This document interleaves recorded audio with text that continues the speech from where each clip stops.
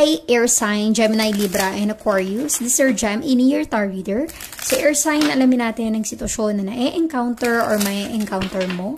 Just a reminder, this is a general reading, so this may or may not resonate with you, so don't take it personally. This is just a guide.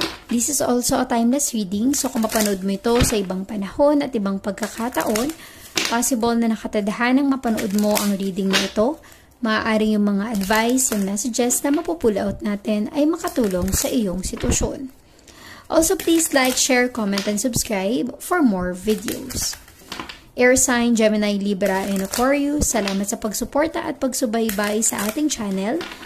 Na-appreciate ko lahat ng comments and messages nyo sa ating videos. Air Sign, Gemini, Libra, and Aquarius, give me your energy. Air Sign. You have the Temperance energy. Maaaring ang iba sa inyo ay involved sa Sagittarius energy. The Hierophant, a strong Taurus energy. And Three of Swords, an air sign. Okay. This is a connection with your person. Maaaring this is a contract, a marriage, an agreement with someone. You are tempering something. Kumbaga, meron kang kinukonsider sa sitwasyon mo, sa buhay mo ngayon, na malaking factor or impact kung ano man yung mga desisyon na gagawin mo, kung ano man yung mga salitang sasabihin mo, parang wini-weigh mo. Hindi ka basta-basta nagbibitaw ng salita nang hindi ka sigurado because you have the Hierophant. Diba? This is a legal matter. A contract, agreement with someone.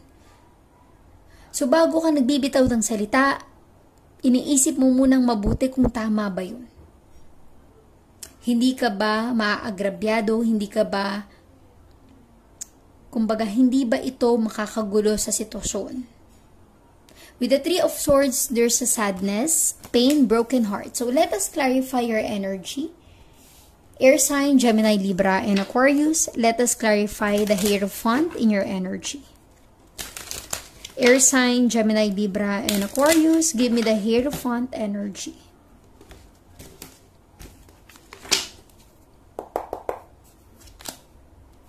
Ten of Pentacles, an earth sign. Ace of Cups, a water sign. Para sa iba, this is some kind of marriage, a proposal. Maaaring ang iba sa inyo ay nagpakasal. Diba? Settle down with someone. Long-term commitment with someone. Sumumpa sa isa't isa kasi mahal nyo ang isa't isa. Kaya, diba, parang tinuloy nyo na sa simbahan. Tinuloy nyo na magpakasal. Bumuo ng sarili nyong pamilya. This is your past energy. Masaya ang buhay. Overflowing love. Yung offer na ito nagdala ng saya sa pamilya mo. Kasi legal.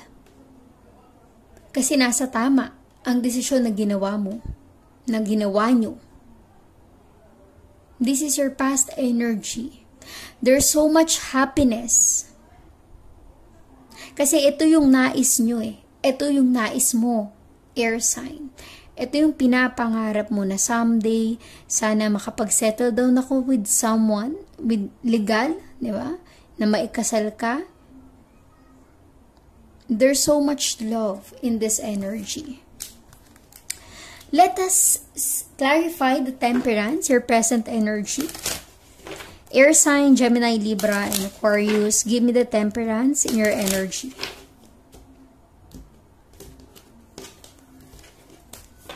Air sign. Eight of Cups, a water sign. Queen of Swords, an air sign. With the Temperance energy, noon masaya kayo ng person mo, biglang nagbago ang lahat. Matagal kang nagtiis sa relasyon nyo. This is your past energy. Kinasal kayo, bumuo kayo ng sarili nyong pamilya, pero habang tumatagal, mas nakikilala mo yung person mo, mas nalalaman mo yung pag-uugali niya, na parang na-realize mo na hindi kayo tugma sa isa't isa. Queen of Swords. Maaring nakakapagbitaw ng masasakit na salita na hindi mo matanggap, hindi mo matake. Kumbaga, with the Temperance energy, sige, inunawa mo yung person mo, inintindi mo siya. Kasi iniisip mo na sana someday magbago siya. Pero wala eh. Parang walang pagbabago sa person mo. That's why you have 8 of Cups. Your present energy, you are moving on. Pagod ka nang umunawa. With the Queen of Swords, tingin ko tinatapos mo na ang relasyon. Kinasal kayo, your past energy, may nanumpa kayo sa isa't isa, there's a promise, pero ayaw mo na. Maaring ang isa sa inyo ayaw na, pagod na. Dahil hindi na masaya. Maaring lagi na lang kayong nag-aaway, nakakapagbitaw ng masasakit na salita. Yung tipong lalong lumalayo or nagkakaroon ng gap yung relationship niyo. Let us see the 3 of Swords in your energy. Air sign, Gemini, Libra, and Aquarius. Let us see the 3 of Swords in your energy. Let us clarify. Air sign, Gemini, Libra, and Aquarius. The Hanged Man. 6 of Pentacles and Earth sign. With the 3 of Swords, broken-hearted ka. Feeling stuck sa pagiging broken-hearted. This is your in the near future energy, air sign. Ibig sabihin, you are moving on sa person mo na hindi na natupad yung mga promise nyo sa isa't isa. Ngayon, feeling stuck or stagnant ka sa pagiging single. Sa ngayon, parang sarili mo muna yung inuuna mo. Kasi broken-hearted ka eh. Hindi ka nag-entertain ng other person kasi you are trying to heal yourself. Parang gusto mo muna na sarili mo naman yung unahin mo. You have the 6 of Pentacles. Siguro your past situation, puro ikaw na lang yung giver.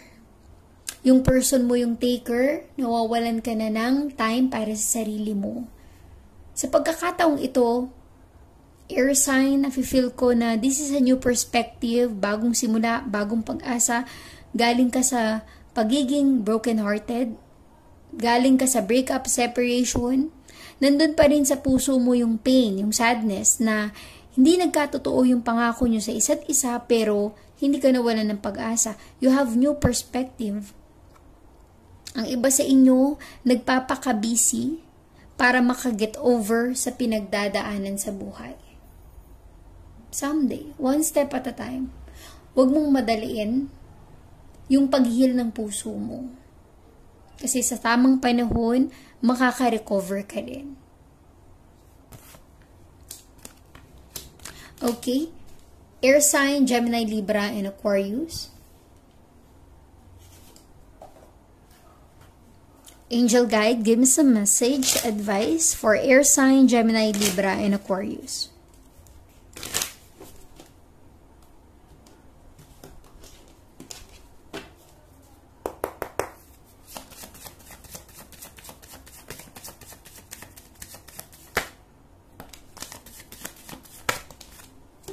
Okay. Air sign you have here, improving health, improve your situation.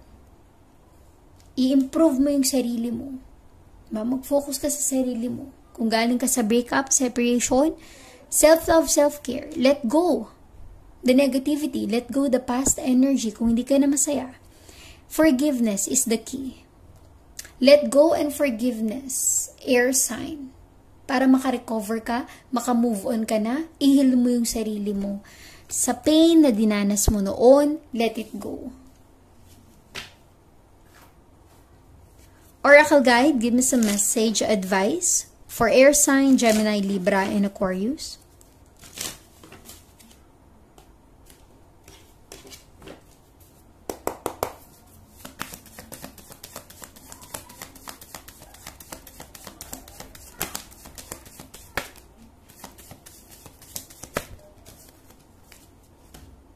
Okay.